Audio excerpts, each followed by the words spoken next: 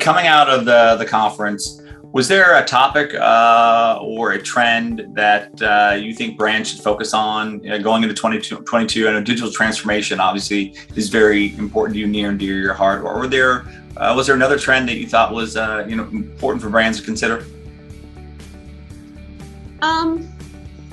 I think that it's another trend, I guess I would say, is being data efficient and making sure that you're using, so I really appreciated Michael's session too, is that they're creating, it has, I think, evolved a lot more than where it was a few years ago.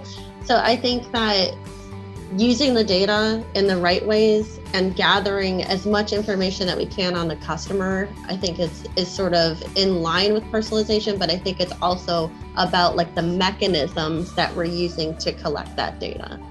One that it stuck out to me, but is also not necessarily surprising, but I think it was interesting to see how many people leaned into it, was around, digital and mobile experiences. Obviously with, that change from brick and mortar and store closures and all those things that everyone had to contend with, whether it was QSR, whether it was retail, or whether it was a financial institution, that imperative nature that inherently came with the pandemic around making that mobile first or that digital experience really seamless. So it was interesting to see how different brands went about it. So was it a more convenience-driven experience, or was it meant to be more gamification and content-driven, how they looked at those different pieces? So I think that's something that really stuck out to me. Timely and relevant, but really how each brand is going about it is a little bit different. So that was interesting to see. Well, I think they're going to do a lot of learning over the course of the past few weeks and the next couple of weeks as holiday goes through and how their customers are interacting with them. I think there are going to be a lot of adjustments that people are going to have to make because with all the logistics issues going on right now, I think brands are just focused on engaging and trying to retain customers, because it's going to be challenged to try to deliver product in a lot of different places. So retention is going to be a huge focus, I think, over the course of the next 6 months, because there's going to be disruptions. Everyone admitted that. And I've gotten a lot of emails from CEOs of retail brands telling their customers there's going to be disruptions. So they're going to work heavily on retention over the next 6 months. I see that as the biggest trend. I think those brands that took the time during the pandemic, especially as we had kind of more time in a sense, working remotely, not a lot of driving, not a lot of whatever, that the brands that took the time to actually rethink their strategy and innovate, I think they came out as winners. And I think that there are many other brands who haven't done that and need to do that. And I would like to think that once they survive this holiday season, in whichever way it goes, with what Tom was mentioning with the logistics problems and everything else, that coming out of that they think about, okay, well, how can we now do this whole loyalty and engagement initiative? How can we do it better? Because there's an opportunity there, and consumers will be hungry for it, and some consumers, it'll be required to kind of win them back.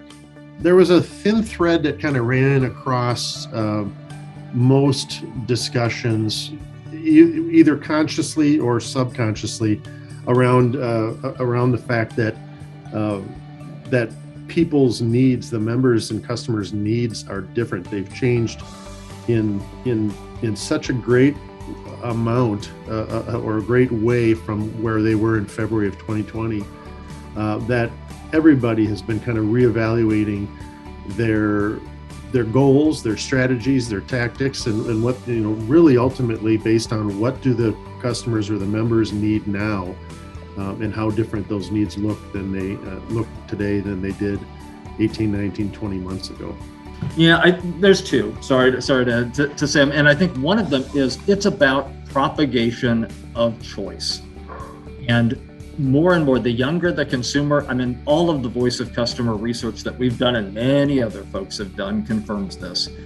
the new expectation of consumers and members is that they want to participate in programs, but they want to do it on their terms, and they want to have some say and some stake in how they earn and how they participate, how they burn.